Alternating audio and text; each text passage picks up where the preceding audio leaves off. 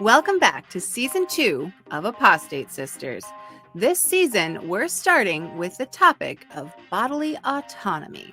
We're exploring how control was taken from us as children in the high control environment of the worldwide Church of God.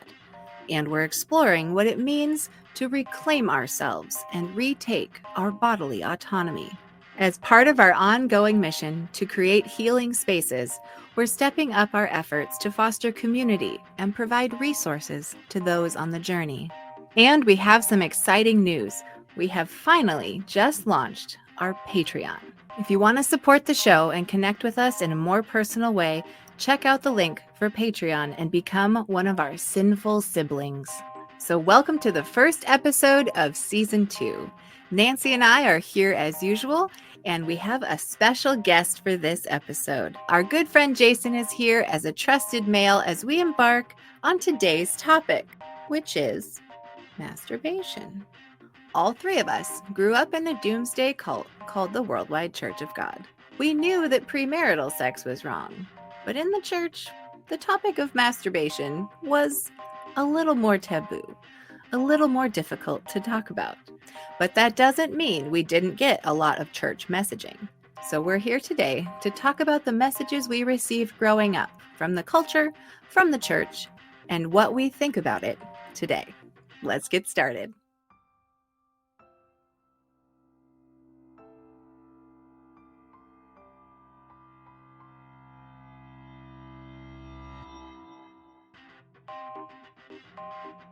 Hi, everyone. Hi, Jason. Welcome to the show. Yay! We're so glad you could be on the show. Me too. It's way We've been overdue. friends for a little while now, but this is the first time you're actually on the channel. I know we haven't done an interview with you yet to kind of introduce you to people, but you've been very involved with helping us in our social media, so we're very appreciative to you. Yeah, you're welcome. I love your background, Jason. That's awesome. Yeah, it's Ghost, the band. It's their Oh, backdrop. yes.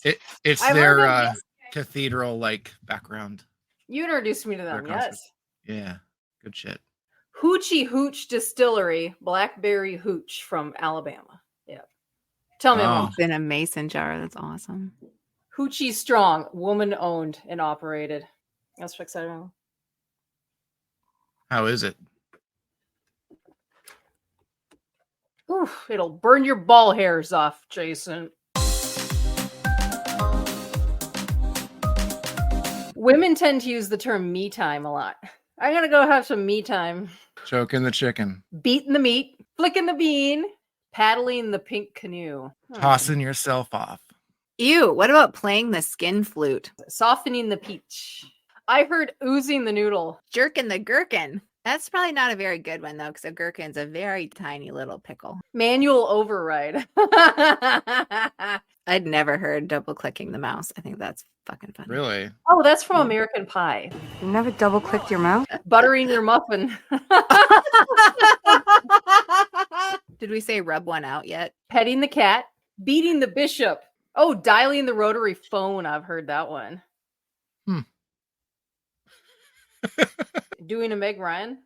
Orbiting Venus. Boxing the one-eyed champ. Smearing the bearded clam. No. Tapping into your potential and giving yourself a hand. Okay, I'm done. I just wanted to Bearded clam. Are we loosened up yet? That was one of the masturbation things, right? They said that you would get hairy palms if you masturbated. Or go blind. Or go blind. Exactly. Yeah. Kind of Yeah, like we if you don't cross do- your eyes, your face will get stuck like that. It's kind of like in that same Mhm. genre of wisdom that's not wise. No, I've heard moonshine makes you go blind. Speaking of which, I got some right here. Moonshine literally does make you go blind. If it's the out of the still, if it's the first or the last bit out of the still, it actually does do something to you and make you go Yes, you have blind. to be careful when you make it. Yeah. Yikes. Well, all right. So anyway, we all are cult kids. We all grew up in the Worldwide Church of God. And Jason, you're just like a year older than me. So it was the 80s and 90s. Yay. Right. So we had a lot going on in the world about sex too. And Lots of fear-based. masturbation.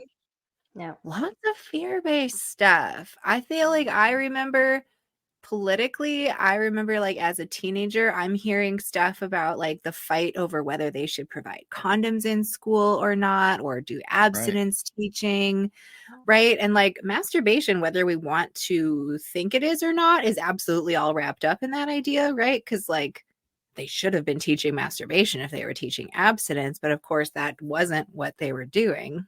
Well, Yeah. you mentioned the whole, Christians going about condoms here. Even when I was stationed in Iraq, people provided condoms for people because you're overseas for an entire year in the desert, bored most of the time. Of course, people are going to be fucking each other. It happened all the time. Everyone was just kind of partnered off for, those few months we were there. But yeah, a lot of the hardcore Christians had a problem with it. They're like, okay, do you want people to get pregnant? Like, they're going to do it anyway. Like, that is not the answer, to not provide them with something overseas. I mean, you have to have options. It's not like you have a drugstore down the street where you're on a base in the middle of the desert. So.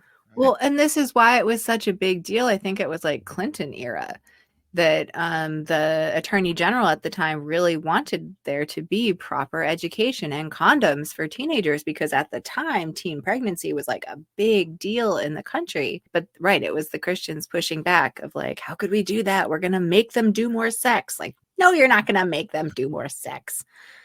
But I do think all the while they're trying to train them for abstinence, and that's it. They just want them to stick with that. Right. I mean, so like, I guess I don't understand why the furor over masturbation would even exist. Mm-hmm. Right? So like maybe it would serve us well to like, we understand that this was like a contentious issue in the whole culture and politically and all of that shit too. But then we were like in our own little bubble of WCG stuff, hearing that we'd heard our whole lives about sex. Sexual sin. That's all I ever heard. Really? When you say sexual sin, are you saying that it was kind of like you hardly ever heard the word sex unless it was attached to the word sin? It seemed like just the word sex was attached to sin. And then when they were ever talking about husband and wife, it was sleeping together. So as a little kid, you just thought that your parents were sleeping in the bed together. That's what parents do. Yep. And there's hugging and kissing and going on, and that's about it. They never talked about like, sex between a husband and a wife and that being beautiful. I don't remember that. At least at my congregation. I don't know what they were saying at other places. I don't know what you guys were hearing. Yeah, I was trying to remember that too, like from little kid days, what I remember. Since in the Worldwide Church of God, they didn't have like nursery or kids church or anything. Right. We had our lessons that we would do like after services or whatever, but they wanted all the kids in there hearing the doom and gloom from the ministers on our blanket between the folding chairs. Right? It's so funny how ubiquitous that was. But I don't know how much I remember that being talked about. And I'm trying to decide where that messaging was, if it was through the correspondence courses or the booklets, or where the like sex masturbation stuff was like getting to our parents. I mean, the only place we've really ever seen it was in the book that we're covering in our Unpack It series, The Missing Dimension in Sex, which he only has a few references, Herbert W. Armstrong. And it's just kind of combined with bestiality and atheism and non-belief. It's just kind of like, you're not supposed to do these things, right? But it wasn't talked about. Because why would he need to talk about it? It's just like, no, you obey. There's no room for discussion. You just don't do this. But I feel like when it comes to masturbation, Jason, and correct me if I'm wrong, I feel like a lot of churches are really only referring to the men because they know women masturbate, but it's like, I feel like it's on a different level. They really zero in on men jerking it. They just don't assume that, women, they're just, they're supposed to be pure. They're not going to do that. Right. It seemed like when I was going to the Pentecostal church, it seemed like the women had more of self-control, or at least that's how it was perceived compared to the men. Because like when I was going to men's group, they were all confessing all their sexual sin. And then here's me over in the corner going, I'm fine. I'm good. And I just didn't associate with any of that shit. Okay, so you never confessed that you were doing it. You just didn't get Fuck involved in no. the conversation at all. Oh, good. Okay. No. But you're saying this was from your later experience in like a Pentecostal Yes. church, right? Yeah. Okay. Yeah, I went to a not Pentecostal WC. church later in life for about 8 years. And I did the men's Yeah. group for roughly about 6 months before I just could not handle it anymore. I can only imagine the things they talk about in men's groups, you know? Like, Oh, yeah. Let's find out. It was Jason, tell us all about men's it was groups. all basically based around sexual sin, whether it was pornography, whether Mhm. it was thinking about another woman, lusting after somebody's wife. It seemed like it was basically all about that. Maybe every once in a while, maybe talking about drinking here and there, but all Mm. sexual sin. Could you So- masturbate when you were married even? Like, were they okay with that, or no, that wasn't okay? So obviously I'd known guys that were married and they would talk about their issues and addictions with pornography, tears and all. Yeah. Would you say that we as women should assume that if pornography is being discussed and the struggle with pornography, that is just like one and the same as masturbation being the problem? That like that's just going along with it? Yeah. And that's the assumption in those groups? Is that what you It would say? seemed is like true? it. Seemed like it was all lumped all together. Sure. Did you actually feel guilty for masturbating? Well, first off, how early did you start masturbating? Can I ask? Because I think Patti, I was probably the earliest, right? I got caught in the backyard. You No? got caught first time, Nancy? I did get caught. Well, Patti told on me. Oh. And I don't remember this at all. This is horrible. Okay. I remember masturbating when I was at a very early age. I wanted to do it all the time. I loved it. And I tell you what, I had fantasies too. I thought about, boys on the playground, like little Latino boys on the playground. I had these thoughts in my head. So somebody cannot tell me that a child does not have sexual thoughts. I did at a very young age. I don't remember when it was, but yeah, I did it all the time. And, as kids growing up in the Worldwide Church of God, you're taught to tell on each other. Then yeah, I had to fess up, and Dad had to ask, oh, what was I doing, and I had to explain, but then he told me that's for my husband and not for me. Not that it stopped me. So I'm wondering, was there guilt and shame surrounding you and your story as far as masturbating? And like, what age did you start? And did you have that kind of cloud over your head? Because I would say I never did. Because again, I never actually believed in a God. I just got better at making sure I didn't get caught. So I was born in the late 70s. When it came to just sex in general, that was a 4-letter word in our household. Like that word was not used whatsoever. I didn't even know what sex was. I would see probably the missing dimension in sex on the back table at church. Ugh. Because it sounded familiar when you guys actually started talking about it. But my parents did not own that book. My grandmother did not own that book, and she was a deaconess at our congregation. So Deaconess, that's a thing? Deaconess, yeah. They serve coffee and tea and So a secretary, not a deaconess. basically, but she was also distributing the plain truth. I got to join her on that at times. I was probably 6 to 7 years old was when I started realizing that something works down there in the bathtub. And I remember always being told that that's dirty, do not touch. And that was always just full of shame, constant. So whenever you masturbated or figured that out, you felt guilt over it. Like you thought God was watching every move, huh? Right. Well, and then every single time that there was talked about was sexual sin at church, like I made the connection with that just in my young brain. So I always just assumed that I was doing something wrong. But, as a boy, even at that age, you still get kind of horny. Like it's going to happen. You're human. You get sensations. Exactly.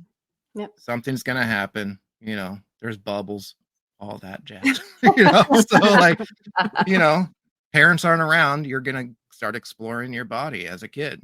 Yeah, absolutely. You realize, hey, when you should.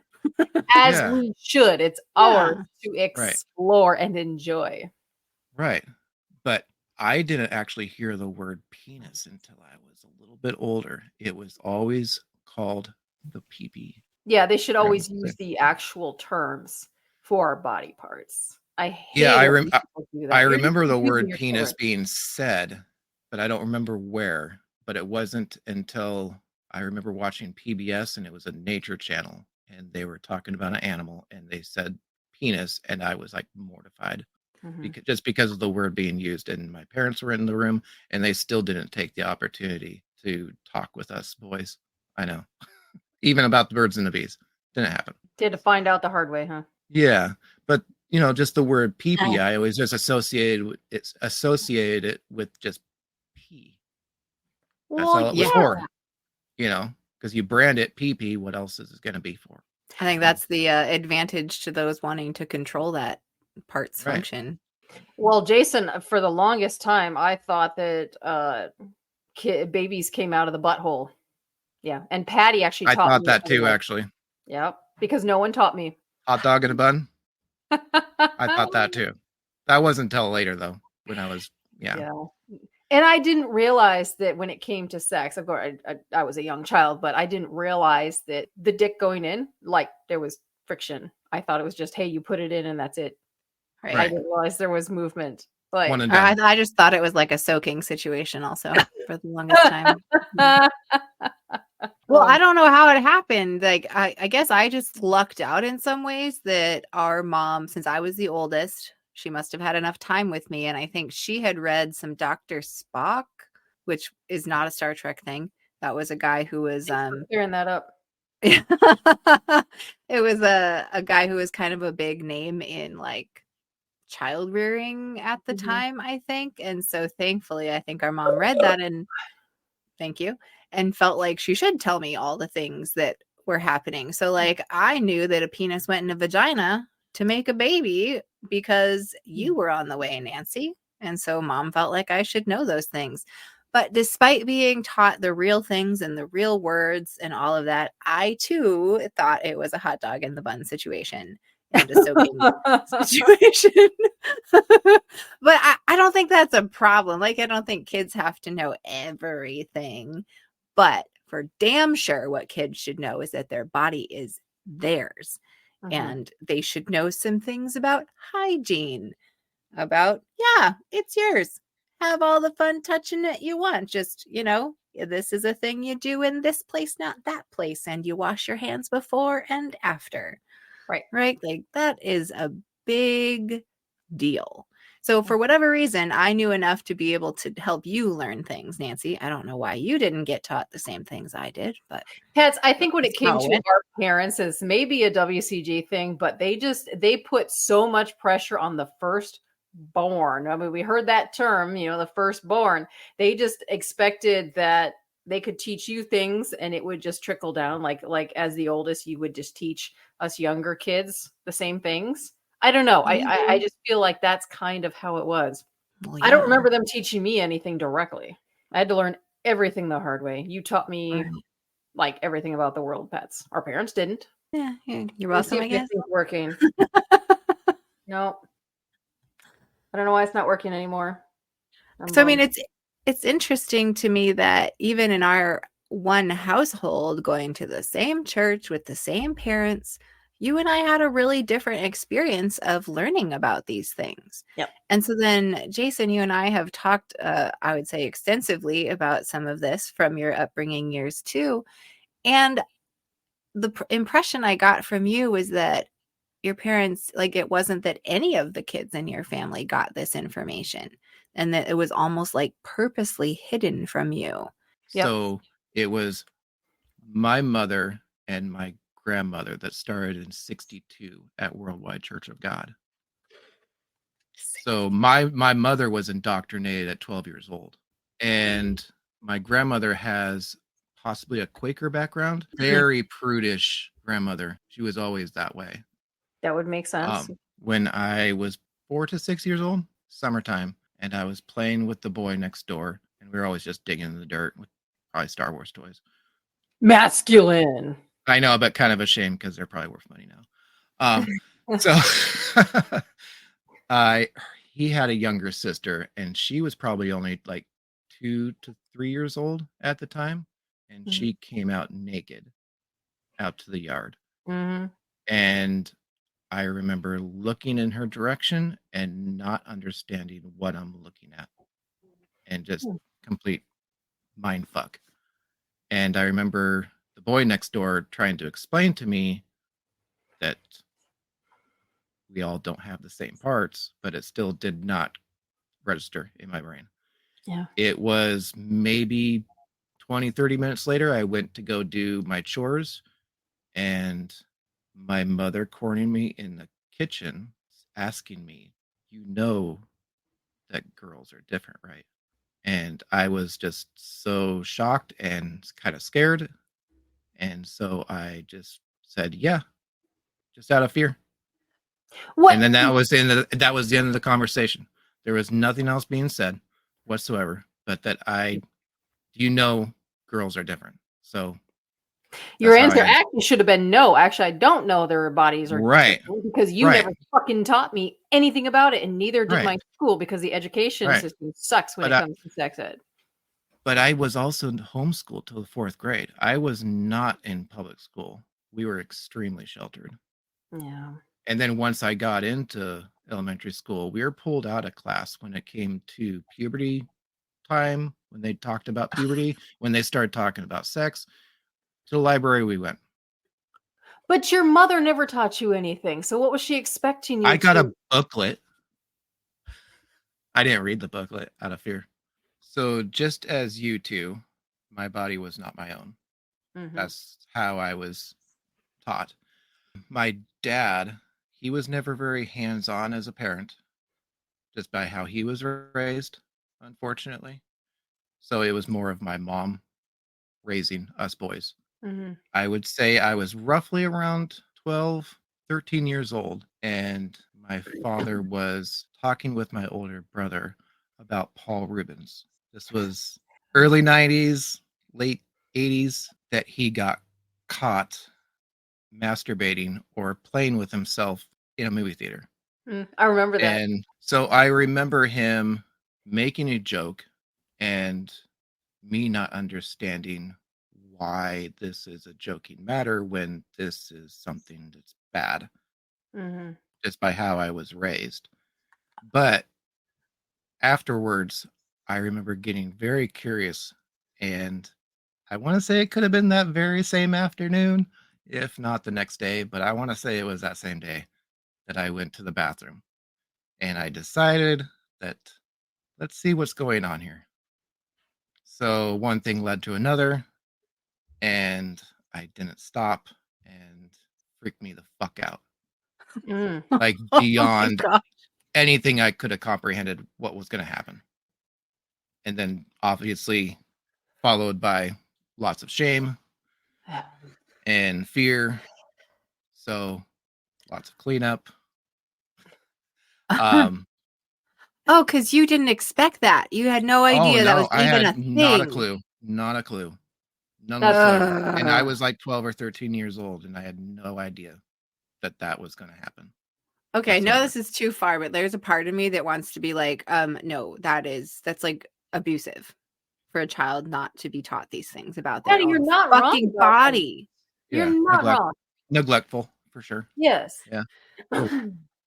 Yeah. It's like people that don't teach their female children, hey, you're going to get periods at some point. Like there are some women in history that were not told about this at all, and they're bleeding out their cooch. Can you imagine how freaked out they would have been? Right. Yeah. Teachings like that should be locked in place for sure. Well, yeah. I mean, I can only imagine little, like not even teenager you, like, oh, that feels good figuring this thing out, but it's kind of wrong. I don't know. And then holy crap, like all this stuff comes out. Like, what would you even think if you had no idea? What would you think? If you're like, oh my God, everything's going to leak out my body. I'm going to be a big puddle of goo on the floor, and everyone's going to know what I did. I honestly thought that something went wrong with myself. Yeah. Because, oh my gosh. Yeah. Jason.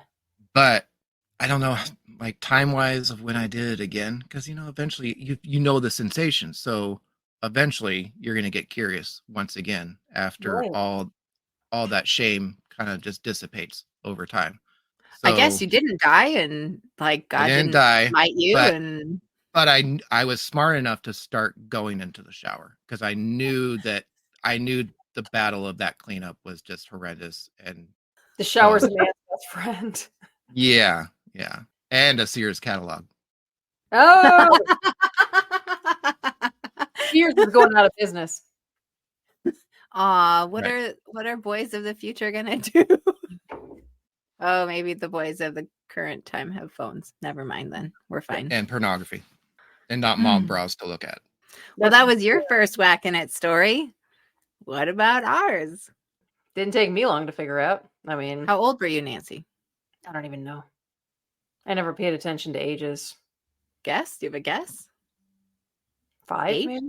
5? Probably 5, yeah. I was really young. Wow. And you figured it out like to orgasm?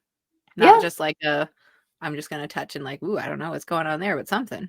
Oh, I Really? figured out a way to use both my hands. Yeah. Because sensation needed to be faster. It needed to be faster. And so I found a way to use both hands. Yes. This was long before vibrators. I was able to have access to vibrators, and I don't even know when they started coming onto the scene, but Vibrators? yeah, vibrators, yeah. From the century. Oh. Vibrators were a medical device at first. I think For there's what? some urban legends kind of built up around the original vibrators, but yeah, they were like a medical device Mhm. that a Well, doctor would administer to a woman who needed to, have her hysteria cured. I think that might be the part that's sort of urban legend. I don't know. It existed though. The vibrator existed as a medical device. well, the 100 world's oldest dildo. How old is that? No, there was long stones being used I mean, from the beginning of time. Come on. Yeah, now. I remember seeing something about the world's oldest dildo. it was a stone dildo. It would make sense that people, women in ancient times, or even men who wanted it up their butt, would have partaken. They would have Well, found yeah. a way to get off. There were people that existed before the guilt and shame of Christianity came onto the scene. So Exactly. look at how much we see sexual things in these ancient religions before this fucked it all up. I even think a bunch of the ancient stuff that was sexual has already been like got destroyed or whatever. Like I think probably we don't even have access to how much sexual things there was going on back in the day. Sorry, where did we leave off? I forgot what I was going to say. Where was I going? Using both hands. We were talking. You remember that part? Cool. I can't believe you got caught. Yeah. Well, I got caught because I didn't figure things out until it was with a mechanical device. How old were you then? 12. I'd always like touched myself and stuff, but never figured out like, oh, there's like a goal, there's a finish, there's a like ooh la la moment to this. I'd never figured that part out. Because it takes time to get to that point. Yeah. I suppose that makes sense. But so I was at my friend's house for a sleepover, and we had a back massager. We were using that, and then I think she fell asleep, and I was like, and then I was like, oh, and I figured it out from that. I was like, massager is a vibrator. Hilarious.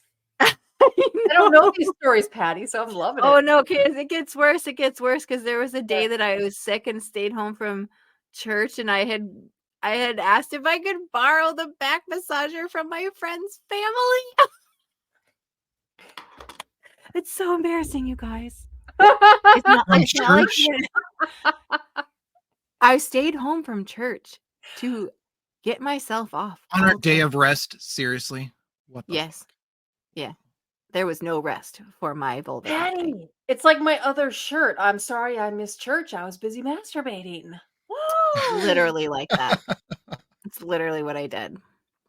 Yeah. So that's so fucking yeah. awesome, Pat. Yeah. So y'all got home from church, and then Dad was like, "I know what you were doing. You need to know that's for your husband." It was cool. It was a great day. It was a great day in my life. Let me tell you. Wait. Dad said that to you? Yep. How did he know? Isn't that cool? I was gonna say, how did you know? I don't know. Do you think they were just kind of keeping an eye on us in just a creepy way? Like kind of like God who always watches his people and judges them when they masturbate. Like our parents were kind of like that too. They're just like, man, put the smack down. They're ready. I probably wasn't subtle, and I probably also like thought I had figured out something that like the world didn't know about. You know what I'm saying? Yeah. Yeah. Since they'd never told me about it, other than like I remember being like 3 years old with my like legs up on the couch and like getting in there, checking things out, like, oh, look, if you open there, look, there's other stuff in there. Right. And being told in no uncertain terms I need to get down, that was dirty. Maybe I got spanked, you know, things like that.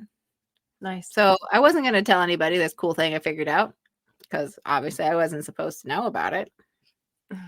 But then me and Shaky Things, we had a good relationship after that. Squiggle Wiggle Writers, you know, the pen. Oh yeah, that works too. You know, find an old electric toothbrush no one uses anymore. That works too, just so you know. This is embarrassing. But it doesn't get more embarrassing than this, guys. I love it. See, you went like the vibrator route right away. I figured out how to use my fingers, but you were all sad. I didn't figure out the fingers. I think there was some sort of something where I could separate myself from the shame a little bit if it wasn't me. Yeah, so there you go. Me and all the mechanized fun. You're kind of MacGyvering your way through, though. I mean, just masturbation. Minus the duct tape. Oh God, don't stick that anywhere down there. That's not how I want to MacGyver get my pubes waxed. Just duct tape. What was the booklet? Was it a Worldwide Church of God? No, it was probably like 10 to 20 pages long. And I want to say that there was some drawings in there, like cartoon like stuff. I just remember flipping through it because my mom gave it to me. Yeah. Was it like a puberty booklet? No, as far as I knew, it was kind of like a Birds and the Bees, like how sex kind of worked. I don't know to what extent. I just remember my mom giving it to me, and I was absolutely mortified that my mom gave it to me. And I remember my young brain going, why the hell is my dad not giving this to me? My dad did not go to church.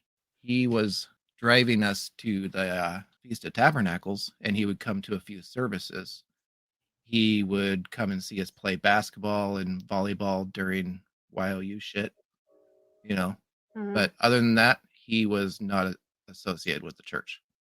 And Nancy, don't you remember that being a thing? Like we would know which families where the dad didn't come or whatever. I don't know. I mean, I remember it, but I don't remember it being like the worst thing ever necessarily. Mm-hmm. But it was definitely like a thing we noted. Because that's a big deal in the church. Herbert W. Armstrong's credit a little bit here. Just going through the book, Missing Dimension and Sex, which we're doing in our Unpack It series, he does mention that, you know, he doesn't agree with people saying like sexual parts are dirty and icky and not supposed to talk about them. So Armstrong actually was like, no, these are meant to be like a beautiful thing, but used in the context of a married couple. Like he never was just like that. I feel like that's more of an evangelical thing. And, you know, even with Catholics too, like, hey, your body parts are dirty, you know, just dismiss them. But no, Armstrong actually taught that, you know, they're beautiful, but you use them in this context. So I do actually appreciate that a little better. And that surprised me, but my grandmother did not own that book. They were too prudish to even like consider having that book in the house, right? To even like educate themselves.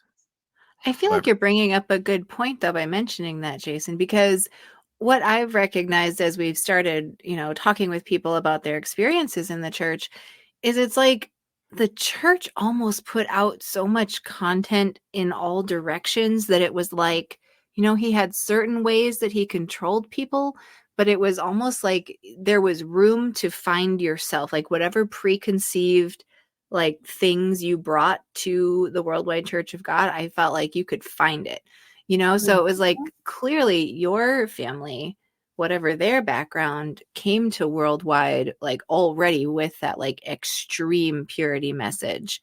And so weirdly, it seems like worldwide's slightly more openness to it didn't really get through, which makes sense because they were already so trapped in their own purityness. Right.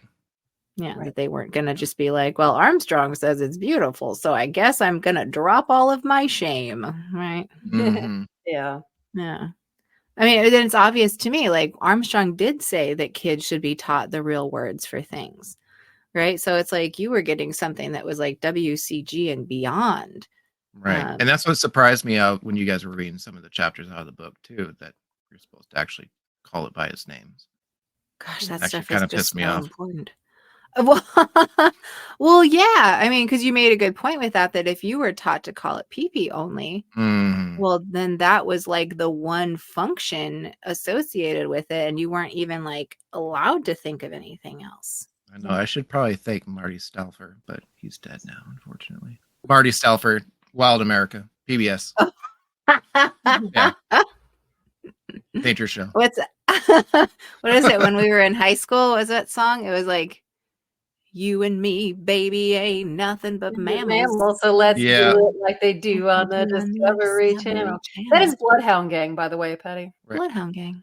Yep. Okay. You remember they wrote a song about I just wish I was queer so I could get chicks. That's right. I remember that. Yep. I forgot about that song. Same guys. Huh. I just wish I was queer so I could get chicks. Dig guys that are queer, guys that don't dig chicks, that don't dig guys like me. See, I'm not queer, I'm too ugly. See, I'd be a good listener, so she'd treat me like a sister, and soon I'd become a trusted friend that cares and rubs her back and braids her hair. No, it wouldn't take a week until I'm in her underwear. I wish I was queer so I could get chicks. So did you guys get any kind of education at school when it came to like sex class or anything? Like how did that work out for you? Sex ed, yeah. Okay. In California, we how went old? to, or what grade at least, maybe? Would have been like 10th grade. Okay. I know 5th grade was puberty stuff, and I want to say 7th. That's when I was pulled out was 5th grade. Yeah. Okay. For sure, 7th and 8th we had more like sex ed stuff. It was 6th grade. I remember the boys on the playground having learned about periods and tampons, and I just remember them being like, it's so weird. It's like sticking a pencil up your butt. But yeah, we had the full everything at school, sex ed stuff. I remember, but California was better about that. Yeah, I want to say it was 8th grade was when I actually got to start understanding what was going on in health class. But even the teacher that we had, she was kind of prissy. So she always seemed very nervous on just teaching the material. So, and all the boys were always making jokes, and she was always just red-faced and couldn't hardly ever get through the material to begin with. So it was frustrating for me that I was still so just not getting the answers. What about WCG? Did they ever do anything for you guys like growing up? The only thing I remember was the YOU dances. I mean, maybe they figured we'd figure it out at the YOU dances. I remember with all the chaperones. Well, I don't know. There must have not been that many chaperones because by the time I was a teenager in Wisconsin, I just walked out the door with somebody and we were on the back hill behind the gym making out. That was my first base experience too. And I remember coming back in later and being told by my mom, like, I know where you were. Okay. Yeah, that kind of shit was not going around because our minister was like hounding kids. He was like literally going around grounds every single fucking dance. Wow. Oh yeah, he was busting them left and right. It was so pathetic and sad. Yeah. Well, see, they kind of created this situation where they like clamped down our sexuality so much as kids and then put us in a situation where, of course, that's going to like show itself because like we're bodies together at a dance.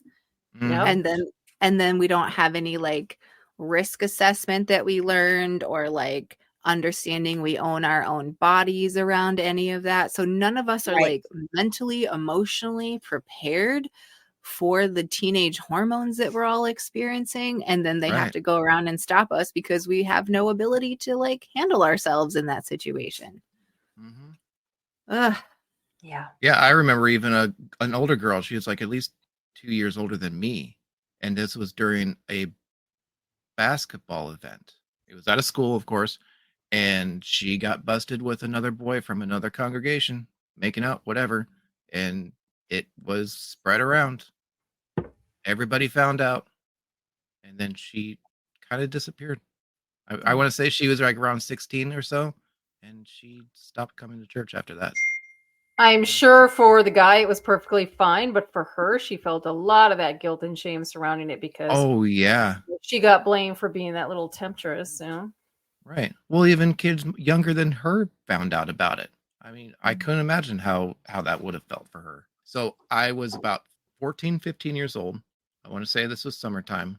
Mm-hmm. And we found out that we were all going to join other congregations at this auditorium, that it was going to be a teen event. I'm not sure if I actually knew what it was all about.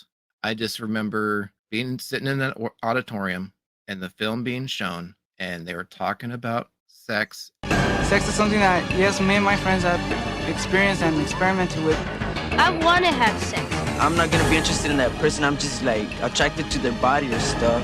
Most everybody in high school is having sex before they're married. And a lot of talk about STDs. You know, just a few years ago, there were only 5 sexually transmitted diseases that you had to worry about. Now there are over 20. People are becoming more perverted, having dirtier sex. A lot about unwanted pregnancies. Condoms are a good message, yeah. I mean, if you're going to have sex anyway, why not use a condom? Nothing but fear-based.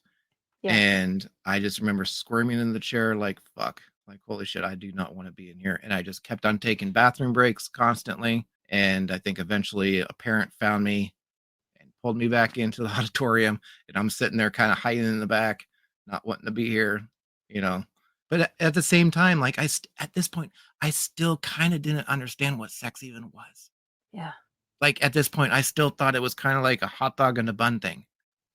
Yeah. And I'm like 14, 15 years old, and they're talking about STDs and condoms and unwanted pregnancy and all this. And then they're still not talking about what sex actually is. Yeah. You know? The thing that really I took from that video, super cringy, but yeah, gotta they love also Kirk Cameron.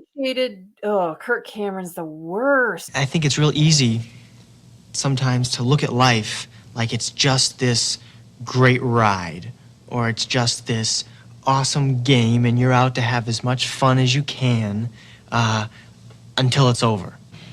You see so much and hear so much about sex almost everywhere you go. The whole video was a lot of not just sex, but kids going out and having a great time.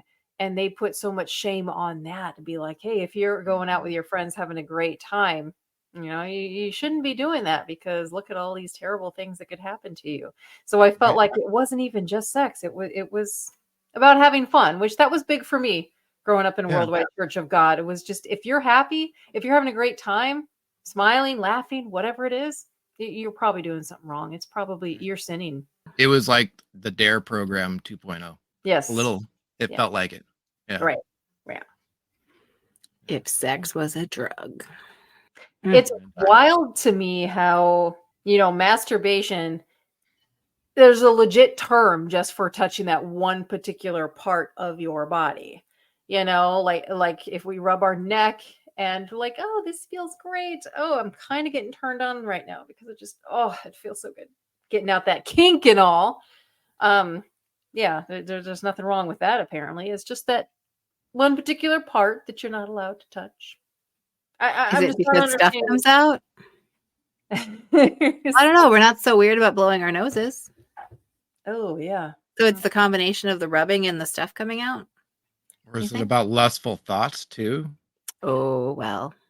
Well, that too, but yeah. It's true. Anyway. I mean, maybe that is especially for the guy. Right. Right. Because there's such a bigger assumption of lustful thoughts going on there, right? Apparently us women don't get it. That came up earlier. You were saying the idea that, like, yeah, it's like assume that women don't get lustful thoughts, that women Right. don't masturbate, all of those things. And I think we can see that pretty clearly, even when we look through the WCG stuff, that like they weren't really trying to address the women. They No, were no. just trying to make sure the women, kept their pussy parts to the right man. That was, and Well, in back God's then, perfect what timing. Playboy and Hustler were big back in the 80s and 90s. Like, I mean, so there was all that pornography out there in regular bookstores too. So True. Right. that wasn't helping the males. Yeah, I don't know why they focused on the men so much. Or maybe they just thought men can't control their bodies whatsoever, and they're the ones Okay. that get people pregnant. So Here's why. Because if they're out there talking about, oh, those women and they just want to have sex all the time and stuff, well, guess what? All the little girls who are feeling like, oh, I'm having to be good. And then you're also recognizing by what they're saying, like, oh, women really like having sex. And so you have that idea in your head, even if you're not supposed to. You have that idea that that's how that works, that's how it works for some people, right? But as soon as all of the things they're saying are like basically just ignoring the fact that women are sexual and only addressing the men and talking about, now ladies, you have to make sure you're doing it often enough when he really wants to, because that's how you take care of him. Like, all of those messages, by omitting the sexual nature, are actually reinforcing the non-sexual nature of those girls growing up in that, right? Because they're not going to even connect with their physical sensations of a orgasmic nature if they've been told or like taught in so many ways, even unsaid ways, that that's not who they are. That's not what their body does. You know what I'm saying? yeah. Like, they didn't have to say women don't. They didn't have to address that women do get sexy and they shouldn't. Just by like ignoring it completely, it makes women think that they're not sexual. Yeah. Right. Yeah. Right. That's a very good point. Very Right. good. But all the while, religion was always ran by men. I mean, right. That too. Well, for so sure. yeah. So if they're all the rules and everything's ran by a man that continue to get tempted at a daily basis, whether they're trying to be pure or not, they all know what men think. So they're That's going true. they're going to gear it towards the male, especially in their teen years. Maybe it was just visually they're having erections on top of that, so that's not helping things. And boys are always going to be a little bit more vocal when they see a woman, when they're all congregated together. I feel like women do the same thing, but right. But I think it's a little more hushed when it comes to the women, though. Usually, yes, I might be an exception usually. to the rule, but yeah. Right. I think it was a bunch of old preachers who they didn't want all these young attractive men sleeping with their wife, and so they put the rules in place. It's a bloodline thing, right? I mean, that's why women's sexuality needs to be controlled anyway. Because if the patriarchy is in place and you have your woman controlled, well, then you know that the offspring are yours. And that means your bloodline is progressing and not, Joe who lives over there. Yeah. And you need to control the boys. You can't have these other men like going after your woman. No way. Oh, right. Keep them suppressed too. Right. I mean, I was kind of curious about going back through some of the WCG things I found in the worldwide or in the missing dimension in sex. Yeah, we found a few references to the word masturbation in there. Chapter 12, but like what you're mentioning, Nancy, they kind of blended it all in with like other things like bestiality, but even like homosexuality, they threw everything all together in one pot, and they did that several times in that book. Yep. And in atheist circles, like when atheists are kind of like busting the claims of Christians a little bit, they talk about the idea of poisoning the well. And I don't know if it's an exact example of that, but I feel like taking that list of things that generally people would say, like, yeah, that's not good, like bestiality for crying out loud, and then putting things like homosexuality and fucking masturbation in that same list. I mean, like, that's poisoning the well, right? Because you're putting in one thing in there that people are like, well, I know for sure that that's bad, but I'm not really sure about homosexuality. And like, I think masturbation's okay, isn't it? But here they are in that same list. So all of a sudden, you learn what's not okay.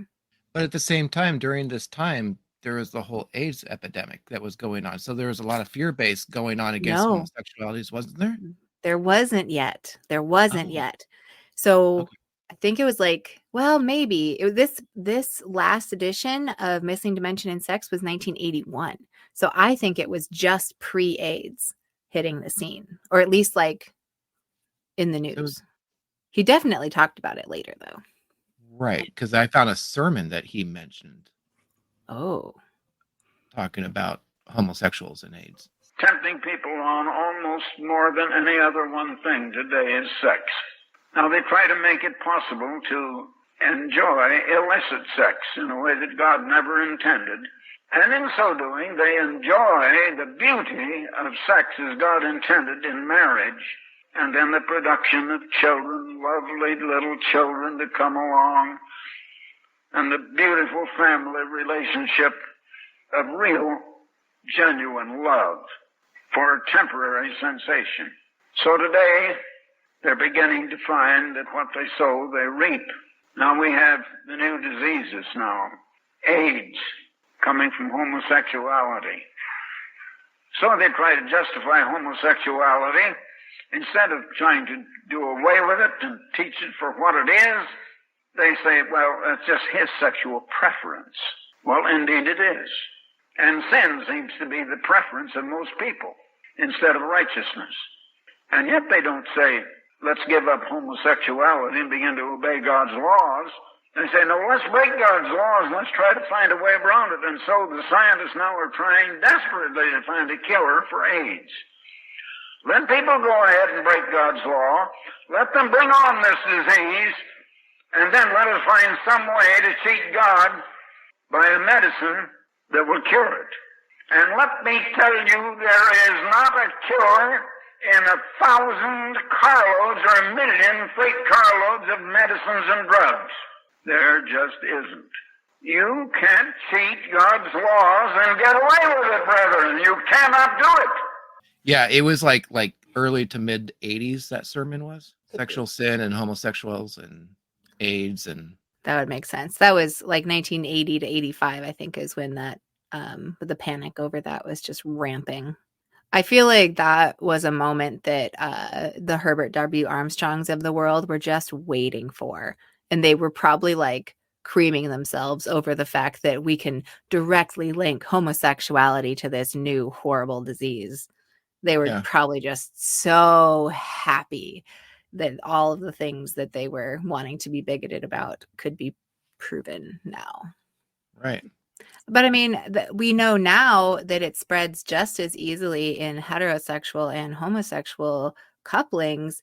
It's just that at that time, because, you know, gay men didn't have a chance of getting pregnant and, you know, things were more free in that community, there was a lot more sex going on and a lot more partners, you know, because it's again the thing where that community had been disenfranchised and kept in a little box. And so there's probably going to be a little bit of a backlash against that. So there was a lot of sex going on, which meant that AIDS got spread more quickly within that community.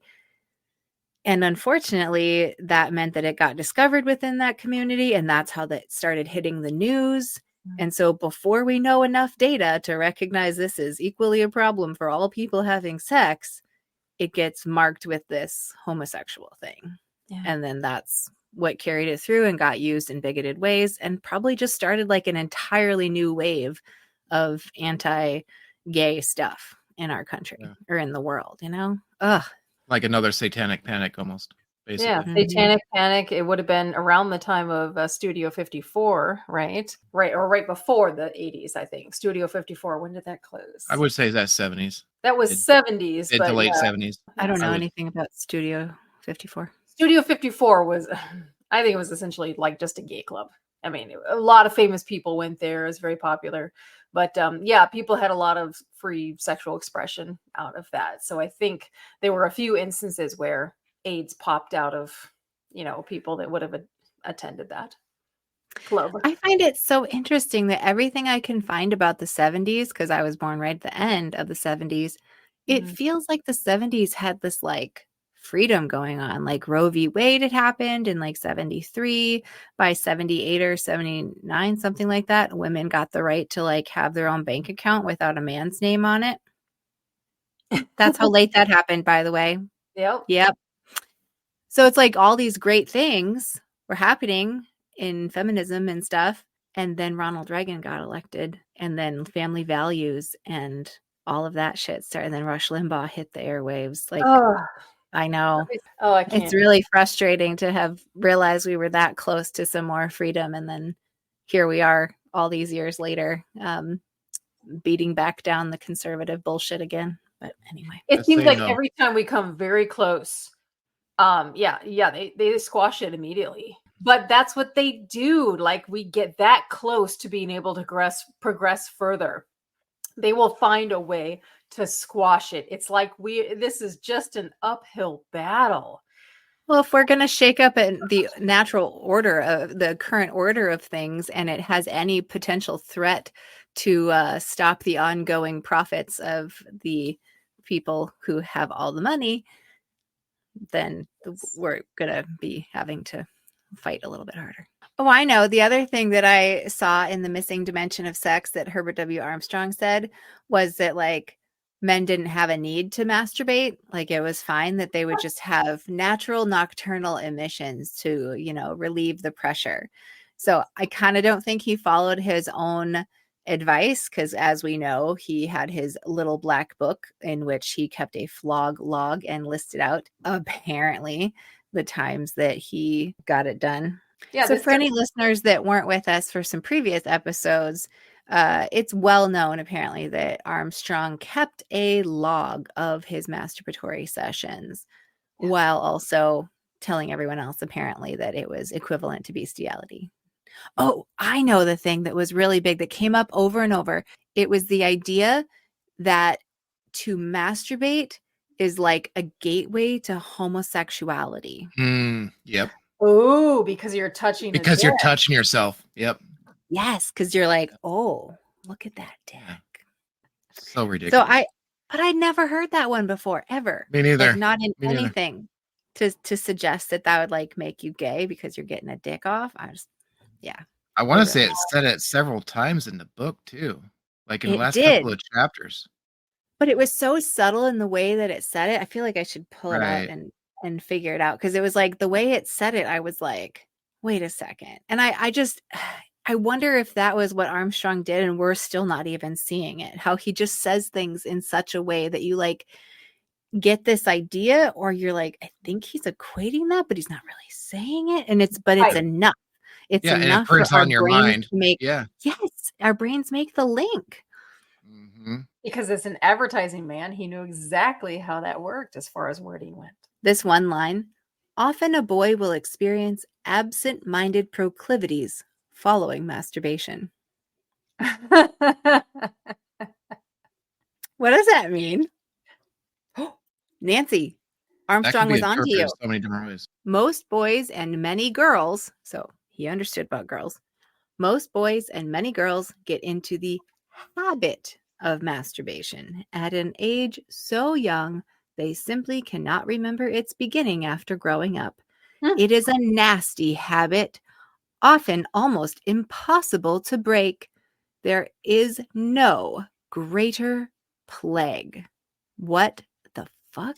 No greater plague than a child exploring their body. Are you serious? Calls it a plague. Wow. Yep. What the fuck? It says even a baby may discover a pleasurable sex sensation. It could and often does happen accidentally. Even before 1 year old, some babies may discover this and start masturbating.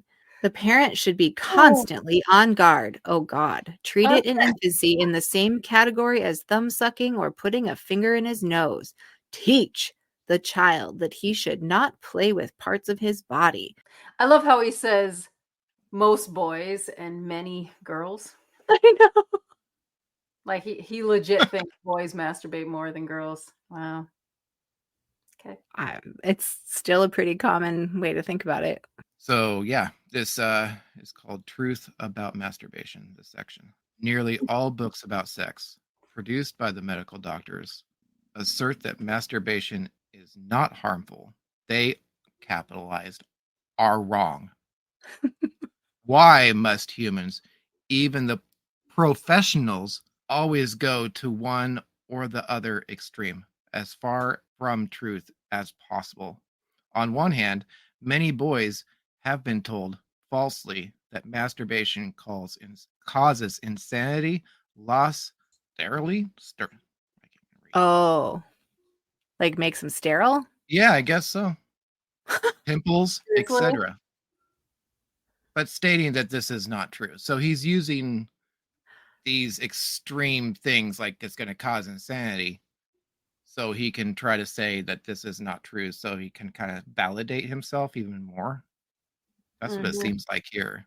I feel like he did the same thing with how he talked about pleasure, that he would like say how, oh, those other churches, they make it seem like you should never have sex. It should never be Right. pleasurable.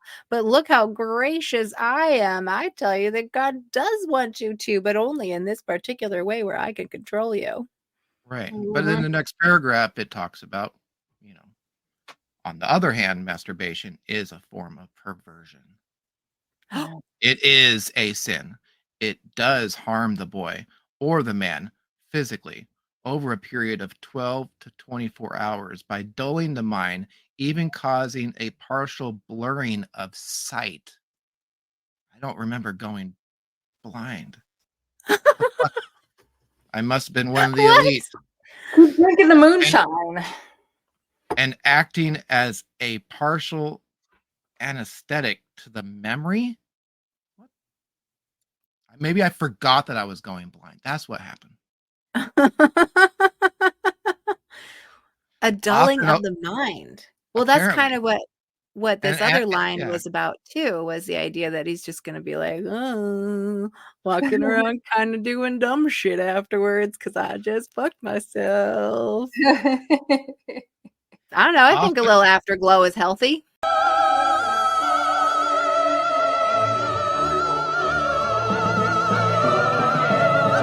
Samantha, your face is glowing. Did you get a facial or something?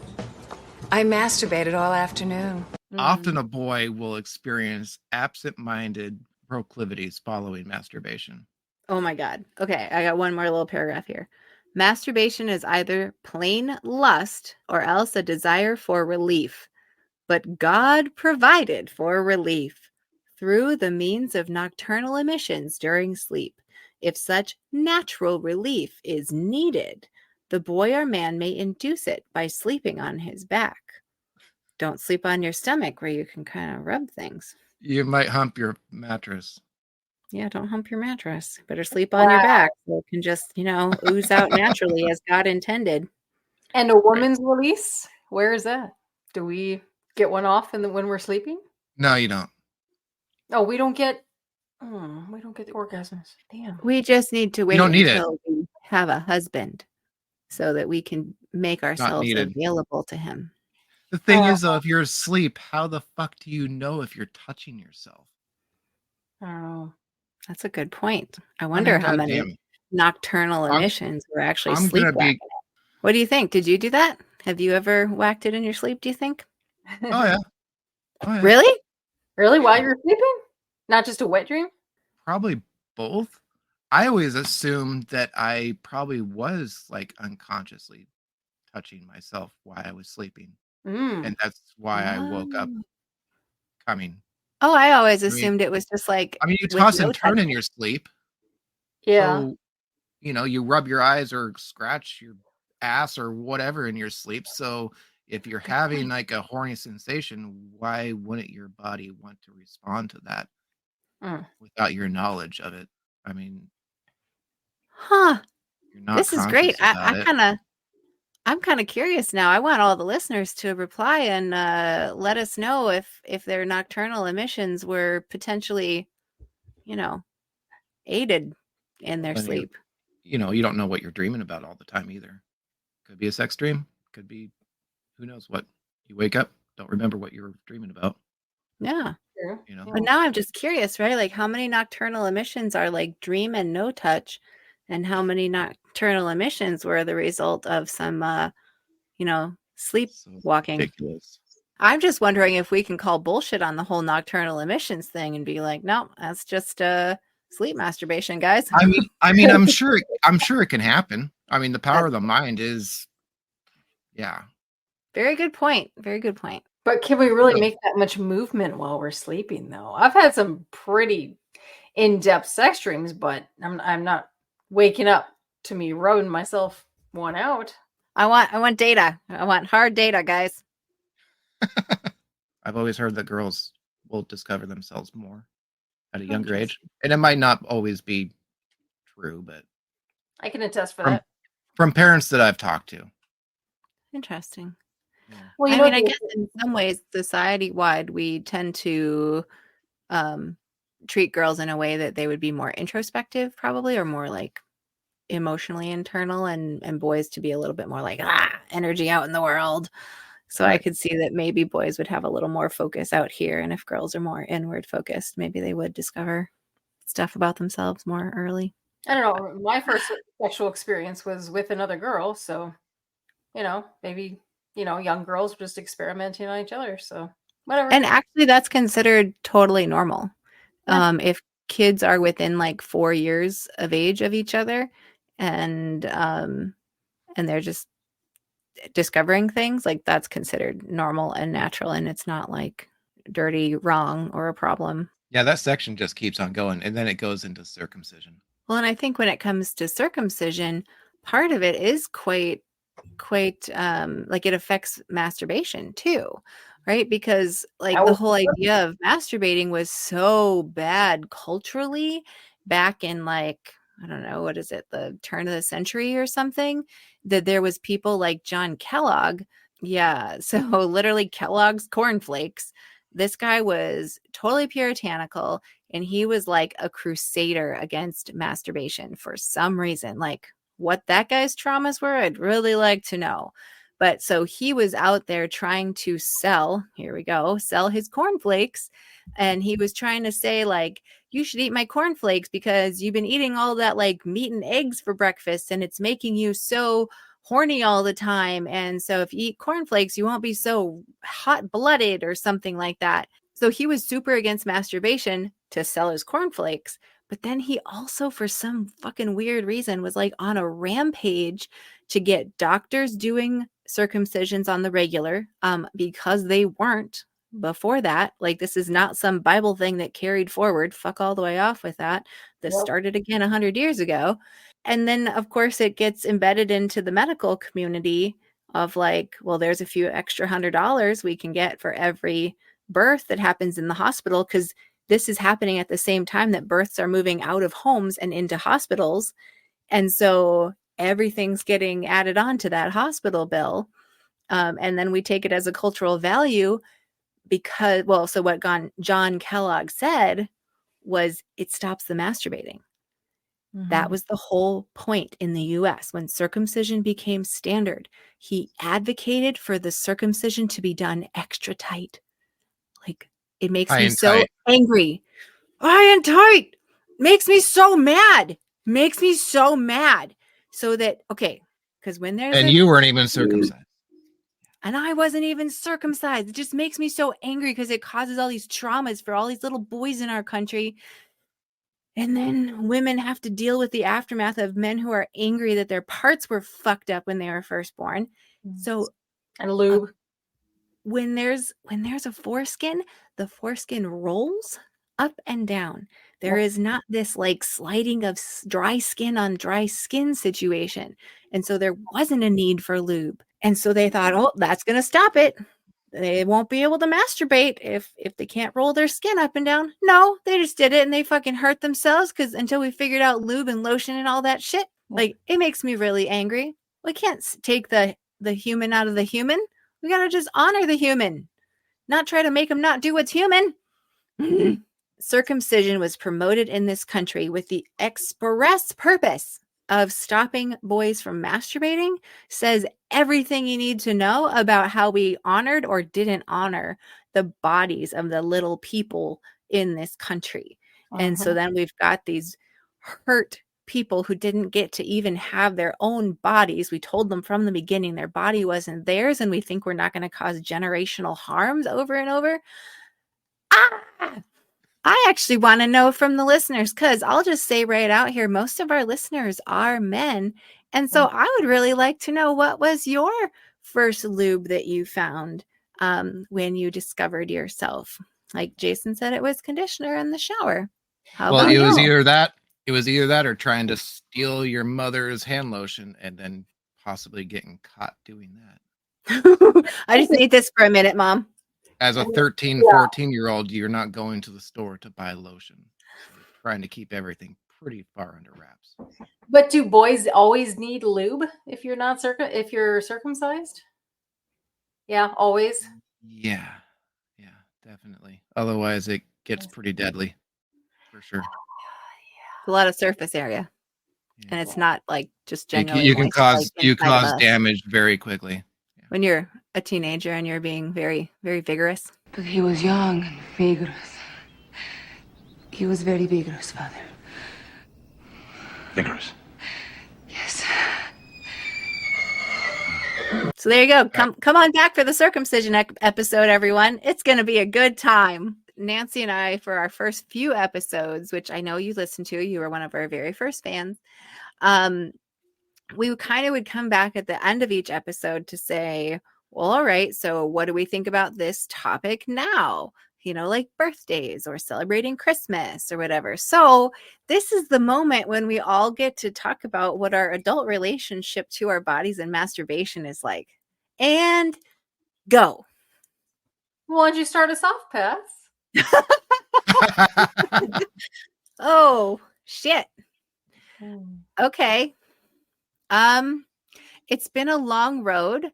I felt I didn't do it for quite some time, like especially when I first got married. I was like, I'm okay. I cannot do that now, right? Because now I can do it in the God healthy way, because I was an evangelical at the time. But that didn't last long because I had a removable shower head. And so when you have a removable shower head, you discover that it's actually a lot of fun to make sure you're really clean down there. And so I find that that's really useful, and it's a big part of my life these days, as are sex toys. And I'm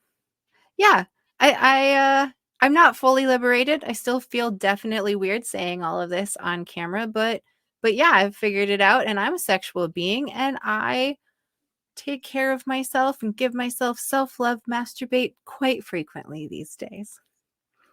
Okay, I did it. Now you guys can. Who's next? Well, I definitely held on to a lot of shame for many years between numerous relationships, several marriages. Okay, only 2. I want to get ahead of myself there. But I would say over the last year or so, I have felt a little bit more liberated within that, to where the aftermath, the shame has kind of dissipated quite a bit. Yeah, good. So not fully gone yet, I assume. I think when it really comes down to it is the whole pornography portion that I feel sometimes that there's still some shame attached to that. So versus thinking of my own past experiences, like I feel a little more free with that and not feeling shame of thinking of my past versus looking at stuff online. But at the same time, like, it didn't help me continuing on with church later on into like after my 30s, and I was really connected with the evangelical or the Pentecostal church and all that shit. So that just reinforced a purity culture for me that much more, even though I wasn't really remaining pure behind the scenes, but still the shame's attached. It just reinforced shame.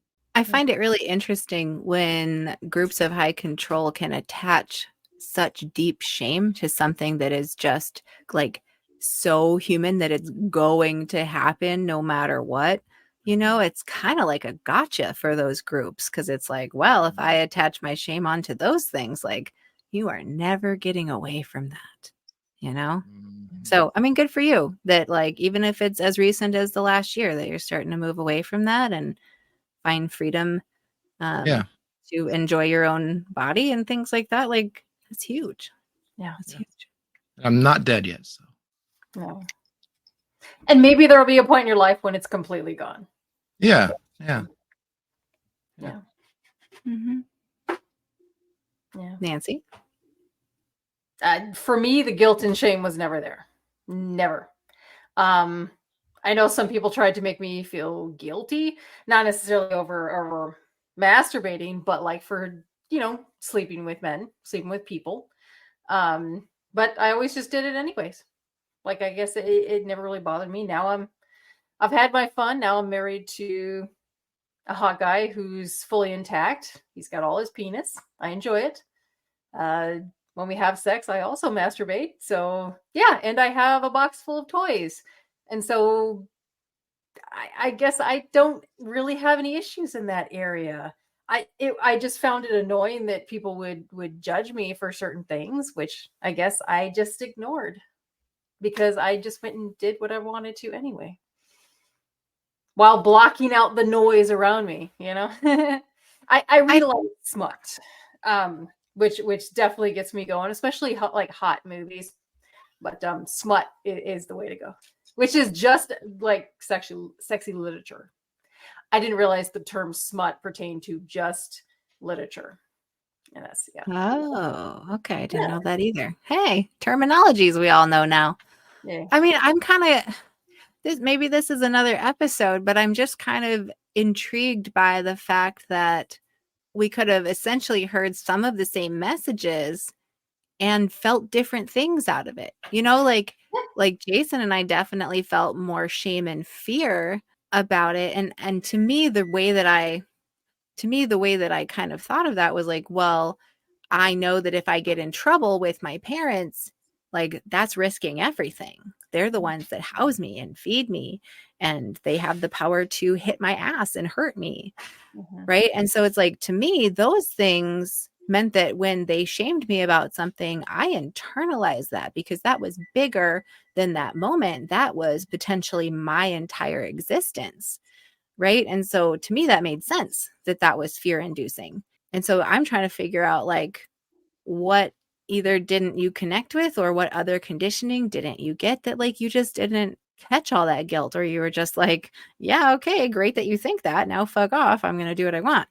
Like, why does, like, what is it about us? Like, and how can we build that in? This is me thinking about kiddos again, it's like, how can we give that to future generations, that resiliency to know that, like, know who they are and know that they can have their bodies and their pleasure, We need to not let religion control people. Right.